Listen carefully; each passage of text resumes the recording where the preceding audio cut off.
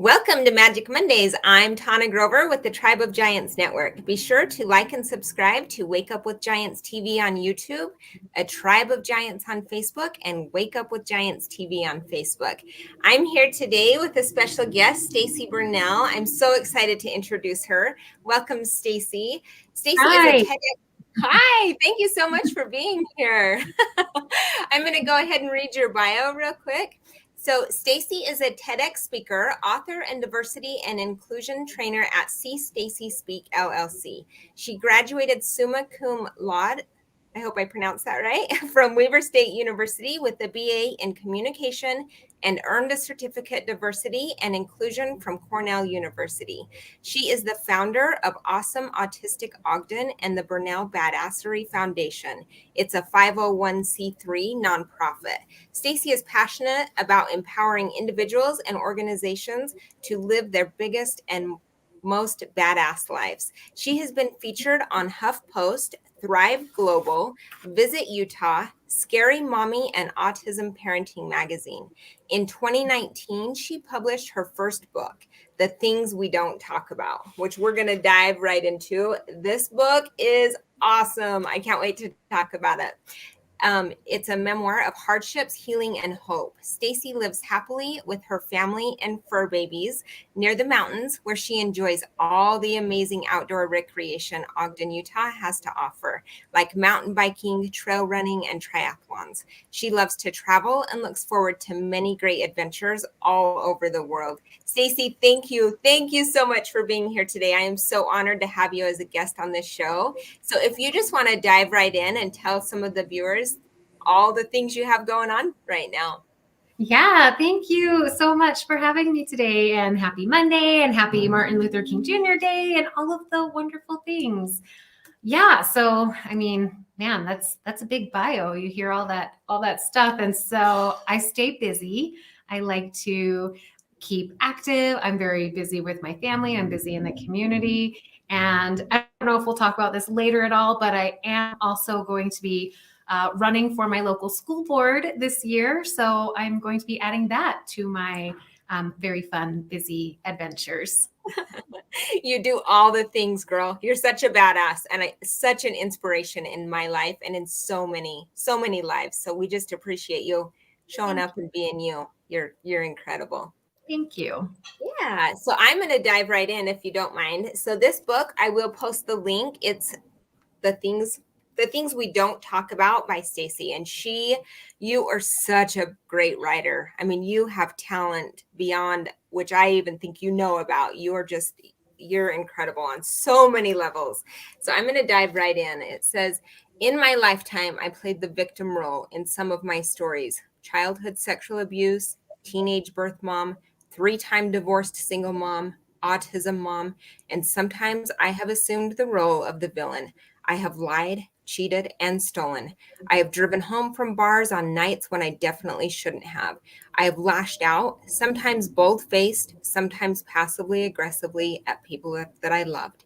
That's a hard fact to acknowledge, knowing that in someone else's story, the character I played wasn't so nice.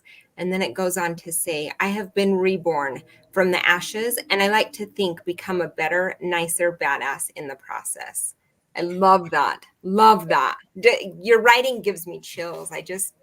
You're amazing. But if you want to touch on that a little bit for me. Yeah, I think that a lot of people can probably relate to that.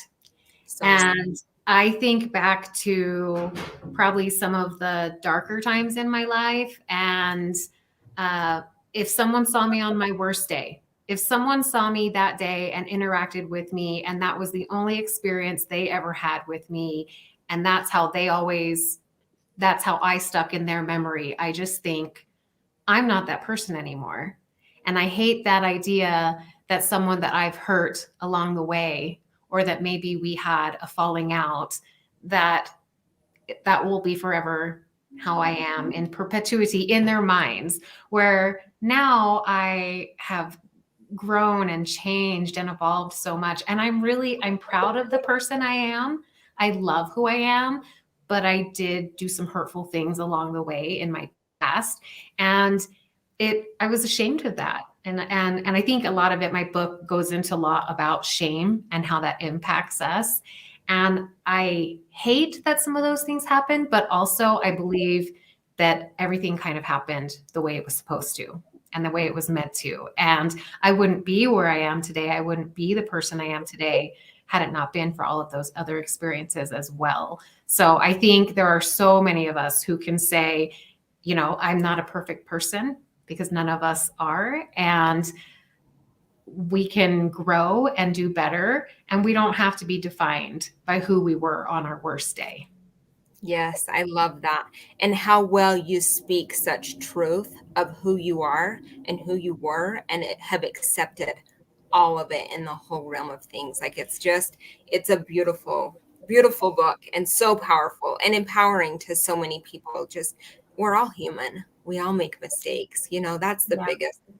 biggest thing. But, and then this says, because we are not alone, we are human.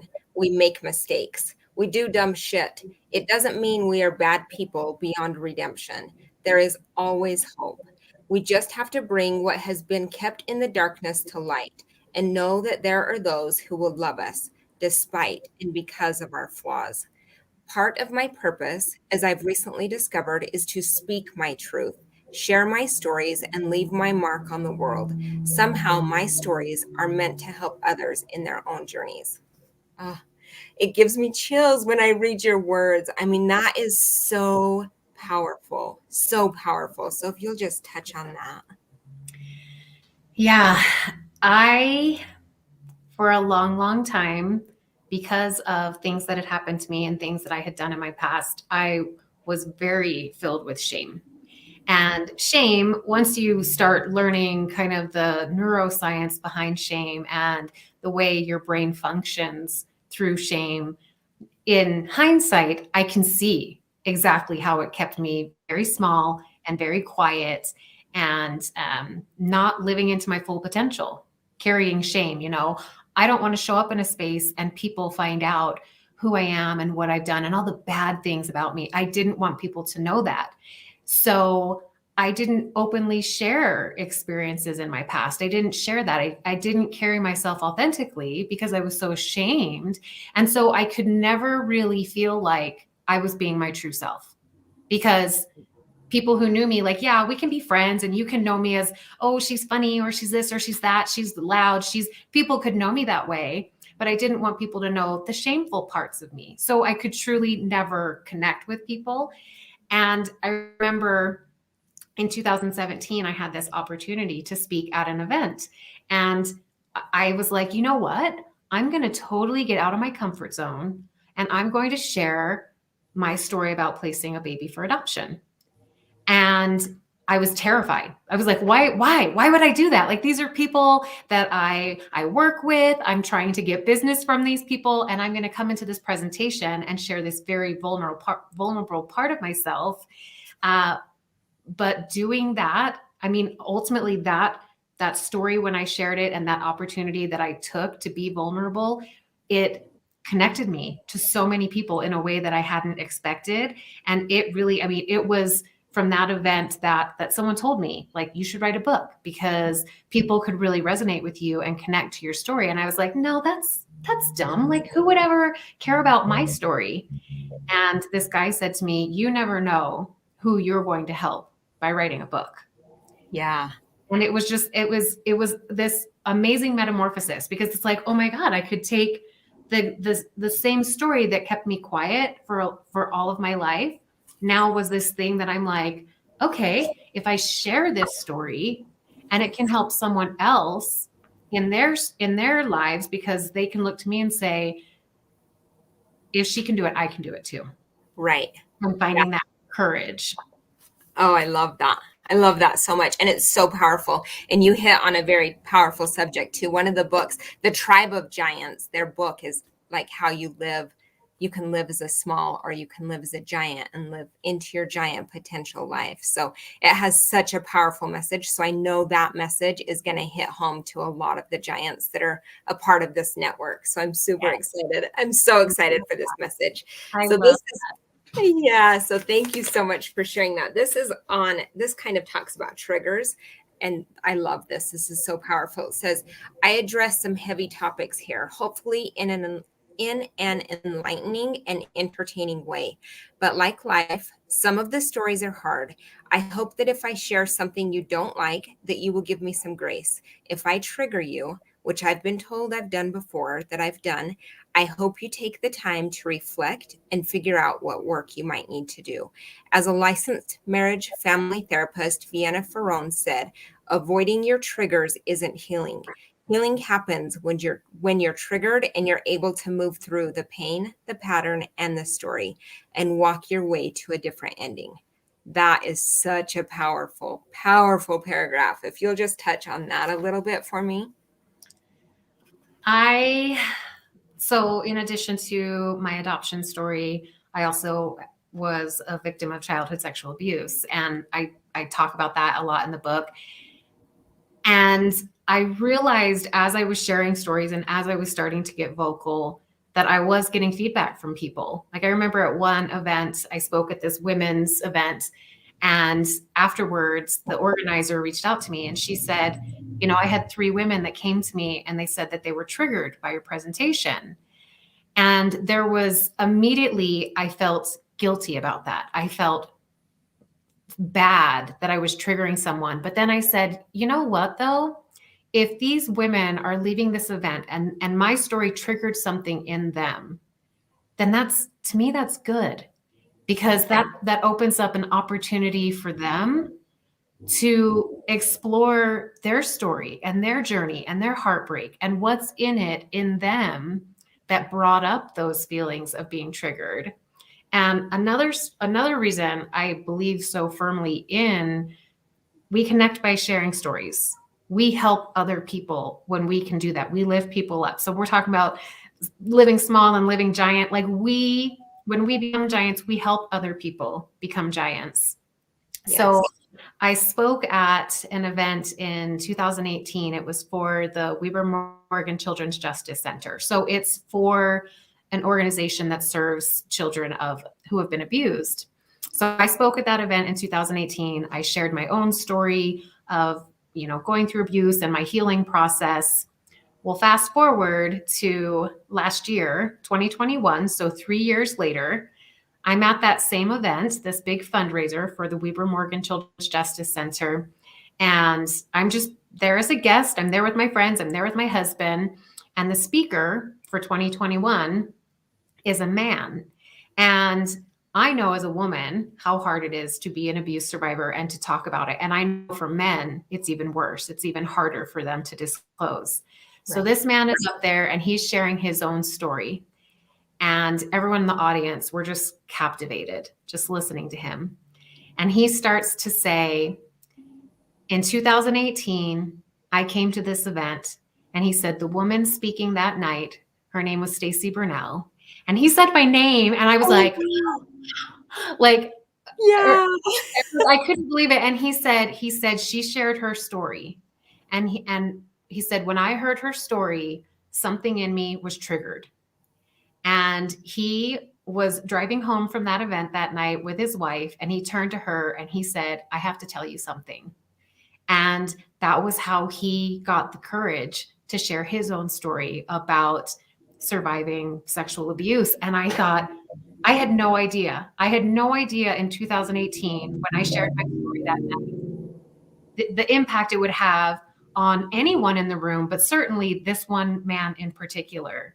And so for him to see that come full circle and for him to stand up, now he is in front of that same audience sharing his story, and he's creating ripple effects, and he's going to go out and help other people. And I just thought that was so powerful to experience.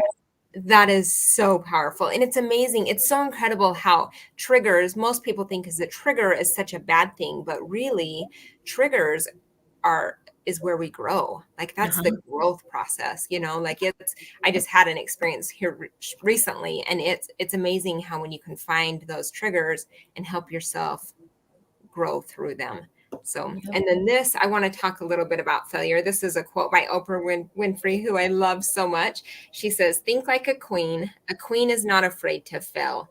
failure is another stepping stone to greatness, which we've all had our failures, but same with triggers. Like those failures, that's where you grow. When you learn to dig into those failures and figure out what you did wrong and recover from that and then push through and go through it. So if you'll just talk about, because you did talk about quite a few of your failures throughout your life and how you've overcome them and look what you've become. So if you'll just talk on that a little bit for me. Yeah. I think for a long time, I was so ashamed of my failures, and we feel like our failures define us. And it is hard. I mean, it's easy to say when you're out of it 5 years, 10 years, 15 years. Like it's easy to look back now and say, oh yeah, I went through that really horrible time, because no one likes to experience the discomfort of actively failing at something. Right. And then to have that. So like for me, I was a 3-time college dropout. I was married and divorced 3 times. I was kind of a wreck. And it was embarrassing even when I started dating. So my current husband, Dusty, who I've been with for 12 years, when I first started dating him, like I didn't tell him that I had been married and divorced 3 times. Like who wants to air all of that? I'm like, I still wanted him to like me for a little while before he knew like all my baggage, right? Right. But they really truly are. I'm so glad I went through all of that. Was those failures. And it's funny now because yes, I've had a ton of failures, of success. I've had really great, wonderful things happen too. And so people are like, oh, you're doing so well and everything's so great. And I think there's this idea that all of those failures are in the past and now everything is all rainbows and unicorns and butterflies and perfection. And it's not. We still will continue to have those failures. And maybe they're not as big and maybe they're not as just gut wrenching and really horrible, but I still have things that I'm like, oh my God, how am I going to get through this? There's going to, this hard thing and this impossible thing. And I'm going to try this thing and I'm going to suck at it and I'm going to screw it up.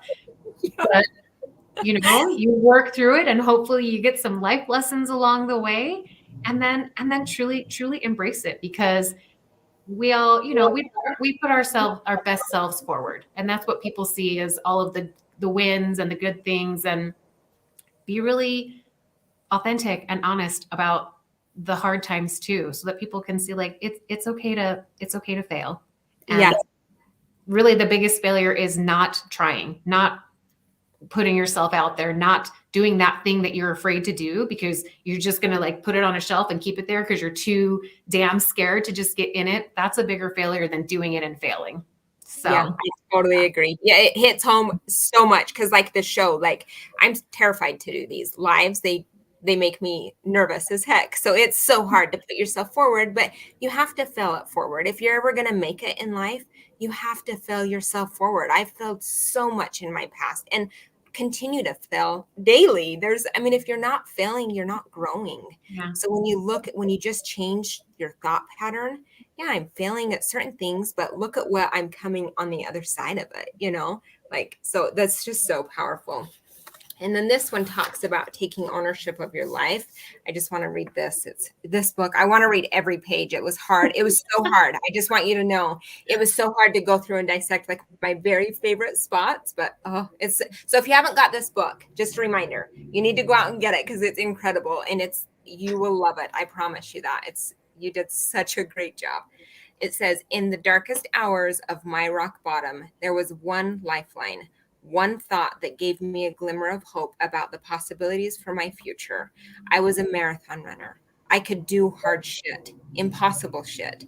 In May of that year, I had run my first 26.2-mile race, and at the finish line, I found myself a stronger person than I ever imagined. This new idea of myself, this perception of possibilities, the ownership I finally took over my actions and their subsequent consequences quite legitimately saved my life. For the first time in a long time, I felt a sense of control over my life. If you'll just touch on that. Yeah. The marathon itself, and I think anyone who, if you're a runner, whether you're a marathon or not, if you've ever run or if you have run a marathon, 26.2 miles is a really far, it's a long distance and it's really hard. And for me in my journey and where I was at the time, because I had gone through my third divorce. I was waiting tables and bartending.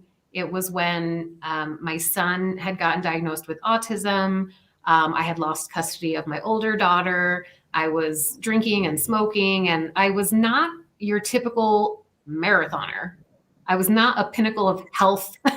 And, but I did this run, not really realizing what it meant and kind of who I became by doing it. I knew I was running these long distances and I knew it was hard, but like every time I did a distance farther than the one I had done yesterday, it was like, oh, wow, okay, that's cool. Like I just didn't know I was capable of doing that.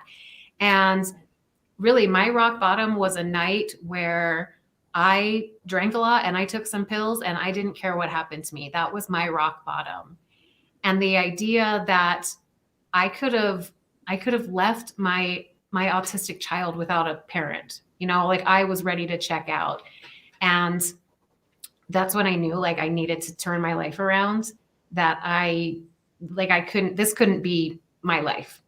Everything that I had done up to that point to get me to that point, like I needed to be the one to lift myself out of that and turn it around. And the marathon, it changed my mindset. And there's a book I talk about, whenever I talk about my healing journey with sexual abuse, I talk about this book called The Body Keeps the Score. And even in that book, they talk about people who have survived trauma. And we feel for a lot of our lives, like we don't have autonomy control. We don't have, if you were abused, and especially as a child, you didn't feel control over your body. And I didn't realize, how much that had impacted me. And becoming a marathoner gave me that control back. It made me feel like this is me. This is my space. I can control this. And and so it was the catalyst for me going back to college, every hard thing that I've done since then, it's because I ran a marathon. So. That's amazing. Yeah, Ryan says, aren't you reading that book right now? So I am actually reading that book right now. Yeah. It's a great book. So good. It's so good. Yeah, it's a hard one to read, but it's so many powerful tools. Yeah, I love it. This talks a little bit about pro-choice and judgment. It says, I explained that I am pro-choice, and I am grateful I had the choice to make a decision I could live with, that I would never judge another woman for making whatever choice she could also live with. People assume since I was a birth mom, I was a pro-lifer. I am, and I believe life is sacred, but sometimes the sacred life is that of the mother. If a 15-year-old girl was raped and got pregnant, who was I or anyone else to devalue her life by making her carry a physical manifestation of sexual assault? There was trauma, grief, and shame in either choice, and mine wasn't any better than theirs just because we choose different roads. So many polarized opinions wanted to make an issue black or white when there were layers of gray that clouded the topic. Oh, that's such a powerful and beautifully written. But if you'll just touch on that a little bit. Yeah. And we know that that's such a heated debate these days when we're talking about reproductive health. And that's really what it is. I think women have the right to choose and bodily autonomy. And also, my mom was a labor and delivery nurse for 25 years. She retired last year. And there's so much more to it when we're talking about choice and when we're talking about medical reasons why women would make that choice. There are reasons. They're incompatibility with life. There are so many ways that when we have that conversation, it should not be something that political lawmakers who don't have a uterus, like they shouldn't be the final decision makers on that. Amen. And it's very, women, when they're faced with this choice, it is in so many instances, it's a heartbreaking choice that they don't want to have to make. They never pictured they would get to this point in a pregnancy that would be one of the options that they'd have to consider. And there are thousands of really sad stories like that. So yeah, it's Yeah, hard. I know, but I love that you address it and talk about it. It's such a powerful thing, and to bring it to the light.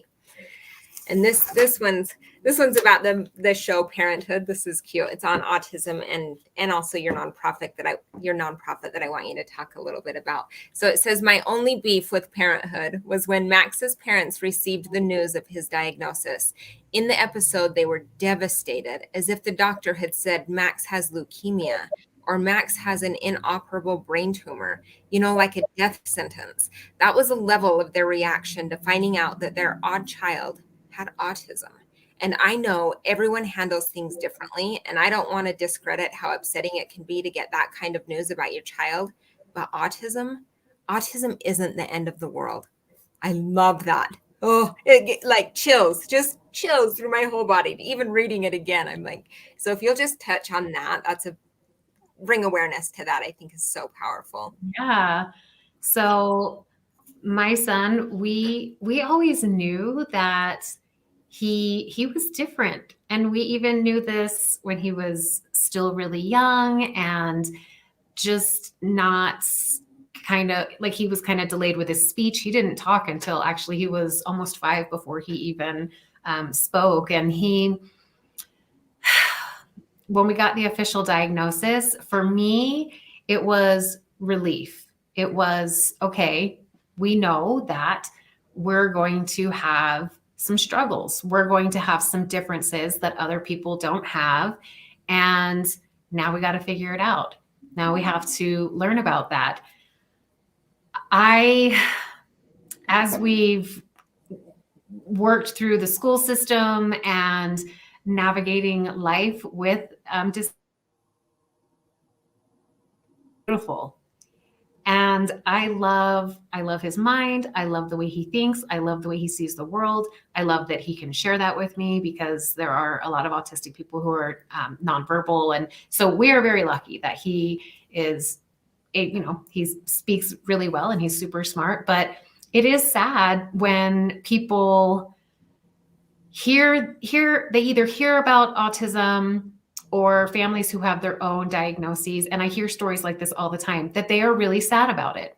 I think some people are ashamed about it and they don't want to talk about it. Some people go into denial and they'll just be like, I'm not going to acknowledge that my child has a diagnosis. And I've just heard so many stories, and I'm like, it's sad. If you really once you know these kids and love them and see how their differences are so beautiful. And that's kind of what my mission with why I do the autism event in the community and why I do diversity training is the differences that these people have and that they experience. We need to see them in a positive light. We don't need to, when we need to be able to recognize them that way. So if we see a person having a sensory overwhelm and maybe it looks scary and maybe it looks like a kid having a temper tantrum, or it just looks, however that might look, people need to be able to shift their perspective and stop and look at that situation and think, maybe that person is, what's happening in their brain right now is that they're so overwhelmed and they don't know how to deal with that this is how it manifests. Right. And so my hope is that we can be kinder and more aware and accepting of people who are different. And I am grateful every day that I get to have that firsthand experience and that I get to be this kid's mom. So I love it. Yeah. And what a blessing he is to have you, because you have got such a powerful voice. And what are some of the things that you're doing with your nonprofit? So I think you have an event coming up, if you want to talk a little bit about that as well. Yeah. So every April we do Awesome Autistic Ogden, and it originally started as a one-time thing where we just went and did a walk downtown Ogden, and we had signs. We had 20 people that showed up. So that was in 2018 was the first time we did it. And then in 2019, we held a much bigger event. We had a documentary about autism. We had vendors that came, and we held it up at Weber State. And we had 300 people that came through that year. 2020, unfortunately, we had to cancel it because of the pandemic. And then last year we held the art stroll at the Monarch. We had autistic artwork there. And that was super fun because these autistic kids who I think that they don't really ever get recognized. I think they don't really ever have that time that like they get to be special and this is about them and their day. And so we had artwork that these kids had done and it was hanging up at our little booth at the Monarch, and they were bringing their families in. And it was so sweet to see these students come and like be like, that's my artwork hanging on. Oh, I love that. Yeah. And so for this year, we're going to do the same thing again, where we're going to be at the First Friday Art Stroll at the Monarch, and we're going to have student artwork. And then we'll be doing things throughout the month. And our goal really is, we say autism awareness, but like people in general are aware of autism. So for us, we want to, we call it autism appreciation. We want to like be able to say autism is awesome and being different and weird is awesome. And we love it. And we embrace that in our community. Also, we know that there's a very serious side to things, and that disabled people, if they ever interact with law enforcement, that can end kind of scary. We saw in 2020, there was a shooting in Salt Lake of an autistic young man. So for this year, we're also we're going to arrange a community conversation with Ogden Police Department. It'll be just on Zoom, but we're going to have a conversation. We're going to talk to law enforcement about what they do for autism training, and let the community know so that we're here to build bridges. We're here to make our community safe for autistic people and law enforcement. We really have great law enforcement here in Ogden, and just that we want to make sure we're keeping everyone safe and healthy and happy and embracing. Yep. Ryan says, love my weirdos. We love those weirdos. Yes, I'm one of them. So we do love our weirdos, that's for sure. And just bringing awareness to that. And what a great space, the Monarch in Ogden. If you haven't been to that location, it is just a phenomenal location. And it's got so many things to offer, and how it just, everything that it does. There's so many artists there. My good friend Carly has a little studio there, and there's so many talented people. It's just such a great space. So make sure you let me know the dates and everything, because I do want to support you on that, and I'll help you raise awareness to that as well. Awesome. And then this is another super hard topic that some people don't like to talk about. Most people don't. The breast implant illness. It says, my husband, this is good. Your whole book is amazing, but this is good. My husband never knew me before my implants, and while he has been supportive along this journey, I'm sure he misses the fun bags. I mean, he certainly enjoyed them while they were around. I joke that he married a busty brunette, and now he has a flat-chested redhead. I consider myself lucky, though, because I've heard stories of women whose husbands, boyfriends, partners left them when they decided to explant. I think that's a sad commentary of our culture if fake boobs are that important to men, that they would overlook the damage that they're doing to women, and they would leave a relationship over them. Women are not their breasts. That is so powerful and so true. And I've had so many friends who have been affected by that. And if you just want to talk about that a little bit as well. Yeah. And I think in the book too, I talk about how Utah has one of the highest rates of breast implants and plastic surgery and antidepressants, I believe. So I feel like there's a lot going on. We have this expectation of being perfect and plastic, and especially, we talk about the mommy makeovers.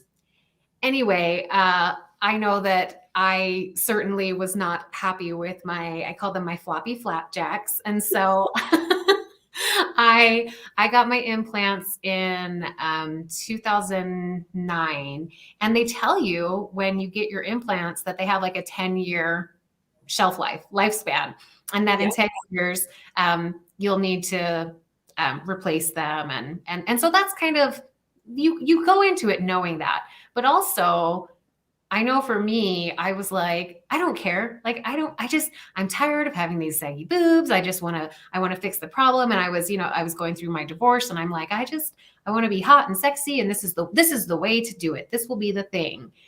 And I had them, and again, they were great. They were great when I had them, but I started getting weird health issues. I was having like weird chest pains, and I was having weird skin issues. There were just little things. And I I'm healthy, right? At this point, like I had quit smoking for like 10 years. I was running marathons. I'm very active. There was no reason why I was having these weird health issues. And I would go and get checked for certain things and like nothing's coming back. I'm not testing positive for any type of health problem that would lead to these symptoms that I was having. And I remember one time I had just made a comment to it about, with another friend who I didn't realize that she had had her implants removed. And so it's probably one of our friends that you also know, but she reached out to me and she said, I don't know if you've ever heard about this, but a lot of women are getting sick from their implants. And I just started following this group because there's a huge Facebook community of breast implant illness survivors. And I started reading stories and going, oh my God, that's happened to me. The same thing has happened to me. And so I got to the point where it was like, well, my implants had expired. And it was like, well, do I want to replace them or do I want to just remove them? And at that point, I'm like, well, I don't feel like I want to take something that could be potentially toxic out of my body and replace it with something else that's potentially toxic. So so I made the decision to remove them and embrace my little sad girls. But you know what? Like, it's like, I'm so much more than my bra, my bust size, Yes. right? And Yes, it was very, very liberating for me. My sister, same thing. Like she ended up having hers. She had a ton of health issues too, and she's taken hers out and she's doing so much better. And so and I'm not the person who's going to come in and say every woman should do this thing. Every woman who has them should have them. That's not what I'm saying. But I'm saying if they are making people sick, and if we're starting to see that FDA is requiring that, like, there's print put on the boxes that says like these could cause XYZ issues, because there hasn't been a ton of research. And that's part of the problem, is a lot of doctors, plastic surgeons are saying there's no research to support that these really make women sick, because no one's done the research. No one's willing to do it because it's such a huge moneymaker, right, for plastic surgeons. So I think once we start having research that's done, that they will say, oh yeah, we can see, we already know that there is one type that also is linked to a certain type of breast cancer. And so I just was like, well, it's not worth it to me. It's not worth it to me to take that risk. So yeah.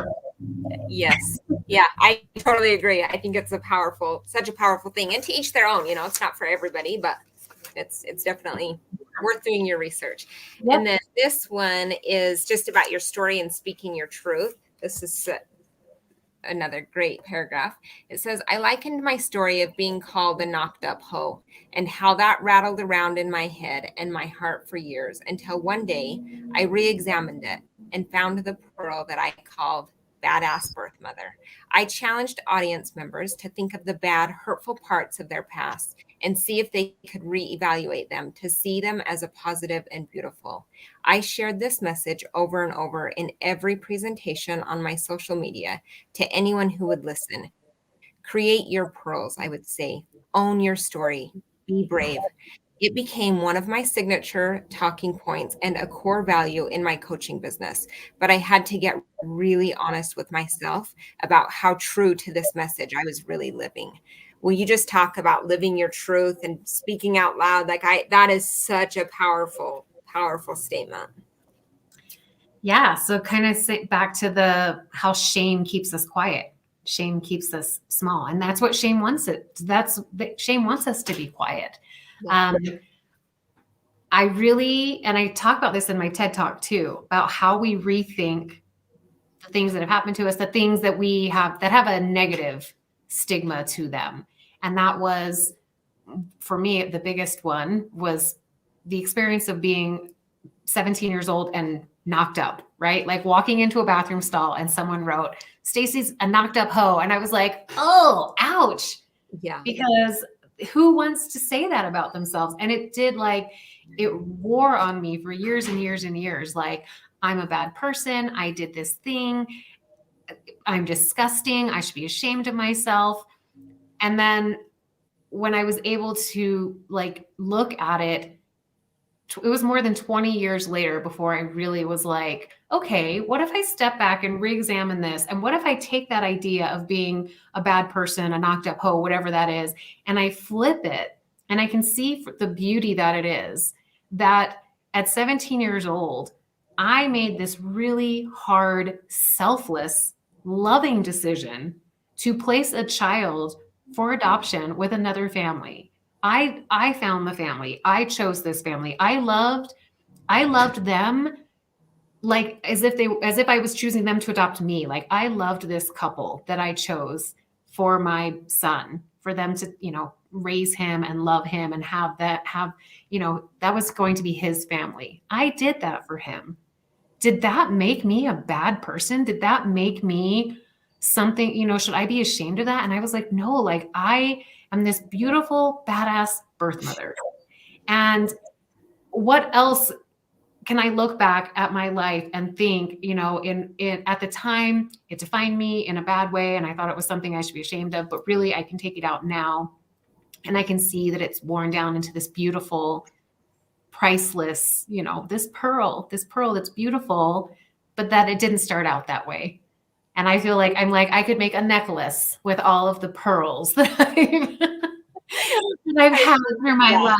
But yeah, people come to me all the time and ask me that, like, how did you do that? How did you get to that point where you felt brave enough, being able to be vulnerable? And I'm like, because you have to stop thinking that you are less than because you did this thing or this thing happened to you and it defined you in a bad way. Like, how can you look at it? It's with, I've had people who have gone to jail, people who were addicts, there's so much shame around all that. But like, what did you learn? And how are you better now because of it? So how can you look at it and say, all right, this is the pearl that was that ugly thing, Yeah. Yes, I love it. Isn't it so powerful how you can just change the story we've told ourselves for years? When you simply change the story that you're telling yourself in your head, it literally changes your life. It's so powerful. And I think your message is going to hit home with a lot of people today. So thank you so much. Okay, this is talking about courage, and this is such a powerful topic. So it says, seriously though, I think I've made a little bit of a redemption. Yes, I used to leave Mia with a babysitter and try to sneak my underage ass into bars. Now I'm sneaking into boardrooms and bringing my minority woman voice to the table. And yes, I used to be on government assistance. Today, I'm the founder of a nonprofit. I wouldn't have gotten to where I am today had I not gone through the muck I did to get here. Each of those experiences served a purpose. I dug a hole, I fell in, and I climbed my way back out. My kids inspired me to find my why. They filled me with a sense of purpose, and my legacy is for them. So cheers. Cheers to the years on welfare. Cheers to the heartbreaks and losses. Cheers to finally finding the right hubby. Cheers to my kids who make me a better person every day. Cheers to the miles it took to get here. Cheers to discovering my purpose. Cheers to the courage to share the things we don't talk about. Oh, chills. I'm telling you, this book, the whole book, if you have to go out and get this book because you're going to feel like that on every single page. But if you'll just touch on that. I think that, again, the reason I had to go through the failures I went through and the hardships I went through was that I had to learn something. I had to learn something in all of them and to have greater empathy, because even with autism and kind of being able to see the world differently because of those experiences, like, it's hard. There are days where I'm scared for the world that my son is living in. But that is also what inspires me and pushes me to help create change, to, make it so that, I want to make the world a better place for him, but I want to make it better for everyone and for anyone else who's, like him and anyone. So I have so much more empathy because I went through those hardships. And growing up poor, after my parents got divorced, we lived in a single wide trailer with my mom and 4 siblings. It was literally like sardines in a can. And I realized the times of living so poor and really genuinely being scared about what are we going to eat?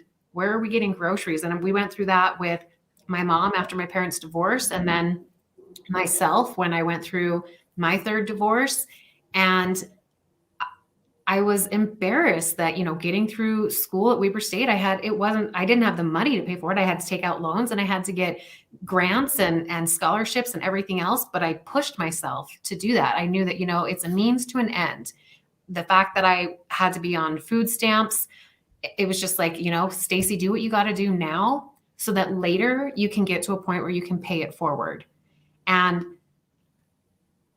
those experiences, again, I started my nonprofit because I was in a position now where I could turn around and pay it forward. I could start helping other people because I know what it's like to be in those positions where I needed someone who could help lift me up.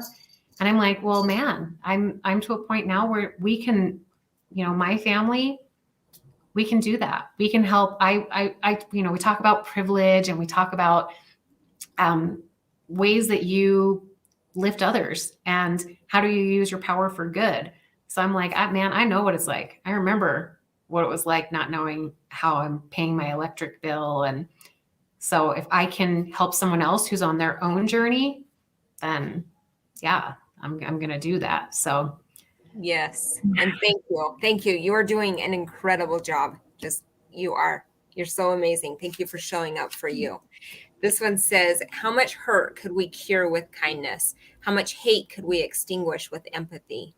It starts with us, with creating one small ripple. We all have the power to make massive positive change, starting with ourselves. Y'all remember the Care Bear stare? Yeah, it's like that. In the immortal words of Bob Marley, one love, one heart. Let's get together and feel all right. That just finished up that whole thing so perfectly because that was awesome. If you want to touch on that a little bit. Yeah, I guess you have to be of a certain age to remember the Care Bear stare, but hopefully. Oh, I know the Care Bear stare. I know. I'm assuming I hope everyone knows who the Care Bears are. Although I think they are making a comeback because Yeah. I saw one at Target during the holidays. Yeah, we all have the power to be catalysts for change. And I think there's this idea that if I can't do something on a big level, if I can't do something to help the masses, then I can't do anything. And the truth is, if we're helping one person in our circle, that creates ripple effects because that one person's going to go out and they're going to help someone or a whole bunch of other people. So you just never know what thing it is that you're going to do that's just going to ripple out. And again, I think back to 2017 and sharing my adoption story and not thinking that it was going to be this life-changing, life-altering event. And even that day, it created ripple effects. It created changes in other people, and it made a huge change in my life because that's ultimately what led to me writing my book, which, I've had people who read it and then they come back to me and they're like, this is how your book impacted my life. This is how your story created this change in my life. And I'm just like, that's amazing. That is so powerful to me. And I think, again, if I can do that, just one person who can share their story and it can help someone else in their journey, just think how big, giant, truly, it just ripples out. Yeah. So, And it's happening. It's happening. It's happening. So I love it. This is the last paragraph that I'm going to read from this book. And it's very powerful. This is the last paragraph in the book. It says, hi, I'm Stacy and I'm a recovering nobody. And now I'm a disruptor, a loud voice, a force to be reckoned with, an advocate, a champion for the underdog. I'm just one person trying to make a difference behind a long line of others who have laid the groundwork on which I'm building. Want to join me? Want to change? Want to be the change you wish to see in the world? You have it in you. Whatever it is you set your heart and your mind to do, it's a scary ride, but damn, it is an adventure. Go share your story. Someone is waiting to hear it. Thank you for letting me share mine. And thank you for writing this book, because if you read this book, it will have an impact on your life. It has changed many lives and helped so many people. So if you just want to, if you have anything else you'd like to say on that, and then we'll talk a little bit about some of the things you have coming up as well. Thank you. No, man, it's been a long time. It's funny, like I wrote the book, right? Like I wrote that, but but it's been a long time since I've really I haven't gone back. So I also recorded the Audible version. So if anyone wants to listen to it, I do the reading as well. And it's so cool to hear you reading that. And I'm like, oh, that was me. Like I wrote that. So I love that. I need to get the Audible. I didn't know you did that. Yeah, I'll post the link to her books, because I've seen some comments coming up that they're asking where to get it. So we'll post the link to her book. Be sure to get that. I would love to hear you read it. You have such a strong voice. I love what you're doing and who you're showing up for. And just thank you for your service and everything you do. Like, you truly are incredible. I hope you know that. thank you. Yeah. Is there anything that you want to share? So your website or anything that you would like to share with everybody? Yeah, my website and all of my social media platforms. So my website is www.seestacyspeak.com. And that's all my social media handles are at See Stacy Speak. So I'm on TikTok, I'm on Facebook, I'm on Clubhouse and Instagram and LinkedIn. And yeah, so that's all my speaking stuff, my book, that's me. And then, like I said, my next new journey adventure is running for school board. And so if you see me around on Facebook, you'll see it's Stacy Bernal for school board. I'm like, that's so great that it's SB. So my hashtag is SB for SB. Oh, I love it. Yeah. So I think kind of along the same lines of what we've been talking about, and my journey, my story, my book, my TED Talk, like everything has been tying together, and the universe has like kind of nudged me in this direction that I never ever would have thought I have a place in certain settings. The idea of going for an elected position in my community, I never ever would have dreamed of that. And I've been so involved in the community in the past few years with serving on all these boards, all these committees, creating my own nonprofit, and kind of seeing the way of the world, and certainly in education, where I have 2 students in this school district. But we had, some of you might have heard this story, in November in a neighboring school district, we had a 10-year-old Black autistic girl who died by suicide. And that hit me to my core. That I had a moment where I was in my car and I just sobbed. I sobbed because I could not imagine the heartbreak that this mom was going through. And part of it had to do with the situation that this girl had been having at her school and being bullied. And I came out of my crying session, and it was like the clouds parted and opened up, and said, you need to run for school board, because this might be an opportunity where you can be in a place where hopefully nothing like this would ever happen again, that we could maybe do something to keep, again, these kids that are different and they've been bullied. And